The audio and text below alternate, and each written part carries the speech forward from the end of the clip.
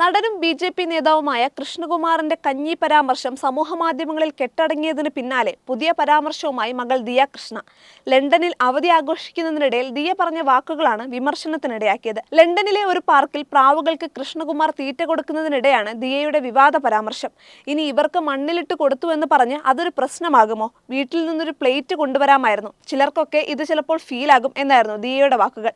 ദിയയുടെ യൂട്യൂബ് ചാനലിലായിരുന്നു പരാമർശം. ബ്ലോഗിൽ നിന്നുള്ള ദിയയുടെ വാക്കുകൾ കട്ട് ചെയ്താണ് വീഡിയോ പ്രചരിക്കുന്നത്. നിരവധി പേരാണ് വീഡിയോയ്ക്ക് താഴെ കമന്റുമായി എത്തുന്നത്. ഇയാളുടെ കുടുംബം പണ്ട് ചൂഷണം ചെയ്ത അടിയാള ജനതയെ മനുഷ്യ പദവിയിൽ കാണാൻ ഇന്നും ഇവർക്കായിട്ടില്ല. തെരുവിൽ കൊത്തിപ്പറക്കുന്ന പക്ഷികൾക്ക് തുല്യരാണ് കുഴിയിൽ കഞ്ഞി കുടിപ്പിച്ച മനുഷ്യർ. എല്ലാ സാമൂഹിക പ്രിവിലേജുകളുടെയും അഹന്തയിൽ പിന്നെയും അവരെ പരിഹസിച്ച് ചിരിക്കുന്നു. നല്ല സംഖ്യ എന്നൊന്നില്ല, സംഖ്യ മാത്രമേ ഉള്ളൂ, വിമർശന കമന്റുകളിലൊന്നിൽ പറയുന്നു.